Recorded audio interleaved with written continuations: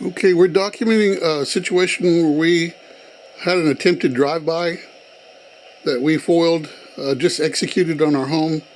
A very bright orange. I mean, to the point where it's almost ridiculous. The cameras don't do it justice, but if you were to see it in person, it's ridiculously bright orange. And it sticks out and it draws a lot of attention, custom chrome wheels and so forth. And the individual that's driving it is blasting his music, and you can hear him coming from a long ways off. But our long-range early warning detection system picked him up even before he got here. And what you're about to see, by the way, the license plate number on that is going to be Nancy Victor Zebra 2195, and the V might be a Y, so it might be Yankee. But we're reading Nancy Victor Zebra 2195. And how uncanny could that be? Because we were just on the phone to the ICE removal tip line to report our being targeted by the very criminals that just sent this individual now that you're about to witness. And to prove to you I'm telling you the truth, the phone number there is 866-347-2423. It's actually listed under the tip hotline as 866-DHS/2/ICE, which is Department of Homeland Security. And we have been given some information on who to speak to, so that way, in case San Antonio Police, under the orders of the City Hall, will intercept any reports that we send out.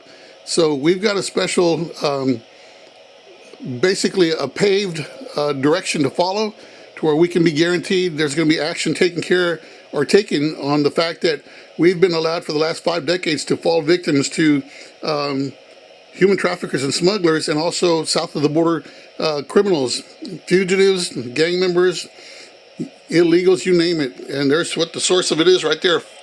5223 Blanco Road. It's a money laundering front for human trafficking and smuggling.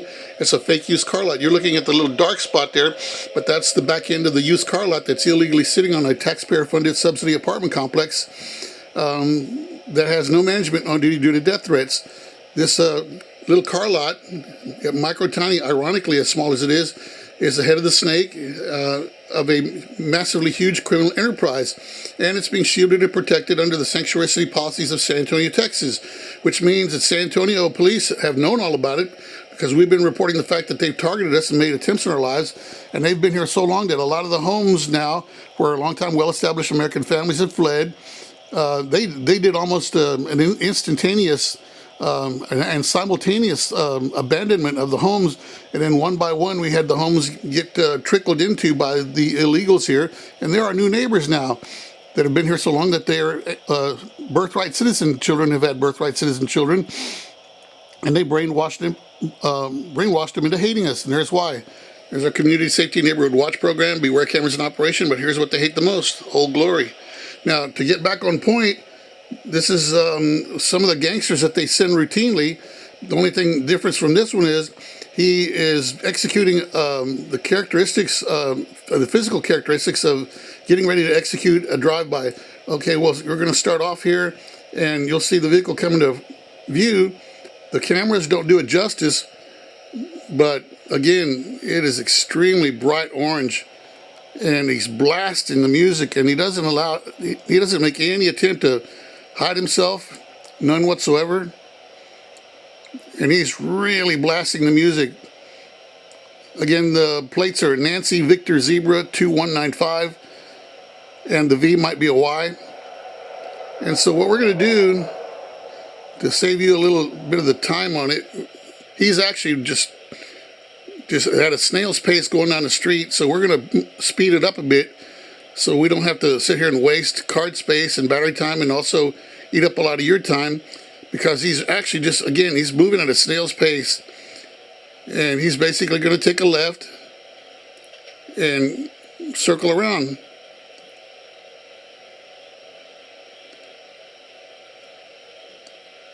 See, now, the continuance of this is, it appears that he's making a right But if he did that, then how did he show up on this end over here? And I'm going to go ahead and, oh goodness, here we go. This is kind of hard to do two-handed.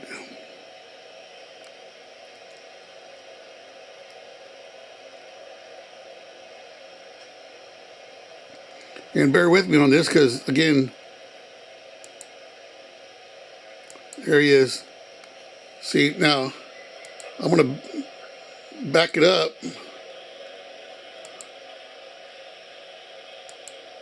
Because he's approaching at a snail's pace again. See, there he is. Now, we thought he was going to do a drive-by, so we're set up ready to take him out. And I'm immediately prepared to let him know that we've got him captured on video.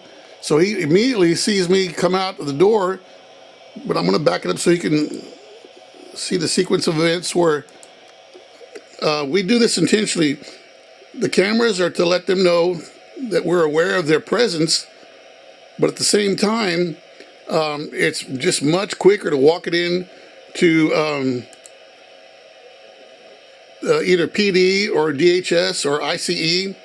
And the situation here is that it's also an opportunity for us to be able to convey to these individuals that we're fully aware of them. This guy is going to basically now receive the message because for some reason or other, keep in mind, we've got the big sign right there that says beware cameras in operation. They are so used to having cameras be everywhere that they're no longer fazed by them. So what I'm getting at is the situation here is they don't take cameras seriously, just like they don't take San Antonio police seriously, because you have, for today's events, which are the norm here in San Antonio, there was 3 police officers at a certain location here in San Antonio, and actually 2 of them, even though the report said there were 3 of them shot, it was actually 2 of them. Excuse me. So here he is. And again, we think there's a drive-by getting ready to be executed, so we've got one. He's going to get ready to lose the top of his cab, if that was the case. And once he sees me standing in the walkway, he decides to open it up. We have the live version of this captured. We're not messing around anymore. San Antonio police allowed this to happen to us. They have been receiving reports from us for 5 decades. We have the gangster across the street from us is a shot caller for the gang. We have the 2 houses next door to him on the other side. They're all gang members. Everything pretty much on that side, except for 1 or 2 houses, is not connected. Everything to the left of us, except for the immediate house, is connected to them. The apartment complex, they've got their soldiers, which are basically connected to this gang. They're south of the border demons. And they're operating this fake used car lot. Again, it's a money laundering front for human trafficking and smuggling. Address 5223 Blanco Road, 7216.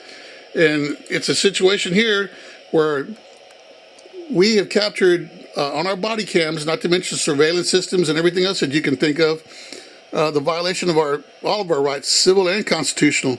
I've backed it up again. See how this is in the middle of the street. Now, he was further down the middle of the street. And that's one of the reasons we had to take, under our rights, defensive acts of self-defense and be ready to return fire. The only thing is, if this guy gets hit, and I'm talking about the top of his cab, he's not going to survive it. We're in fear for our lives. We have to do that because, and I'm going to basically impact upon you this in a most extreme way.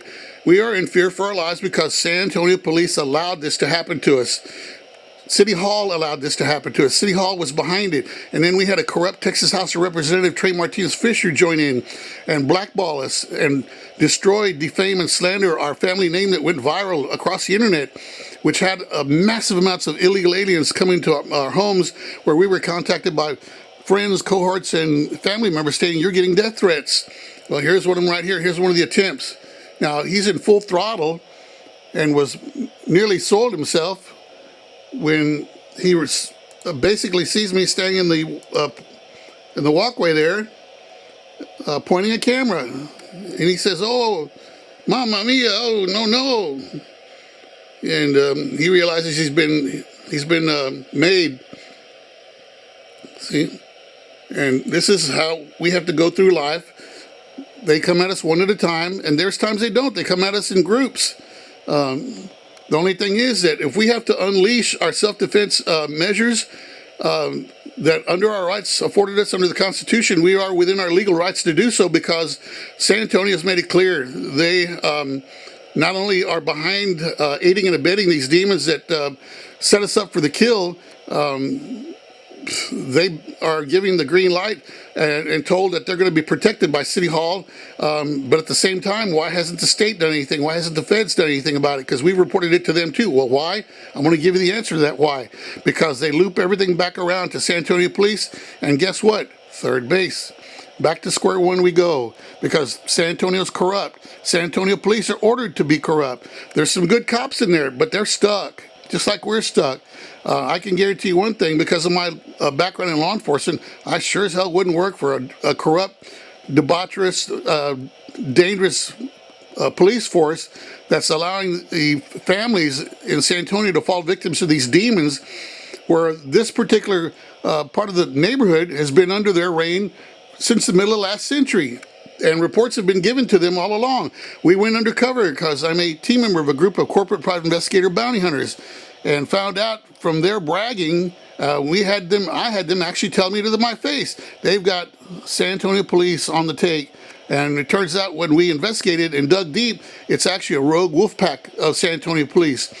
Has the state done anything about it? We reported it to Governor Abbott. Haven't heard a peep out of him. There's other families that we located also that are going through the same thing we're going through. They said that San Antonio Police knows who it is, the detectives know who it is, and they don't do anything about it. Nothing. And San Antonio has been removed from the sanctuary city list, and they're claiming not to be, even though they are, because how? The families are falling victims to these demons, these south of the border trash that are here terrorizing people in full knowledge of the authorities.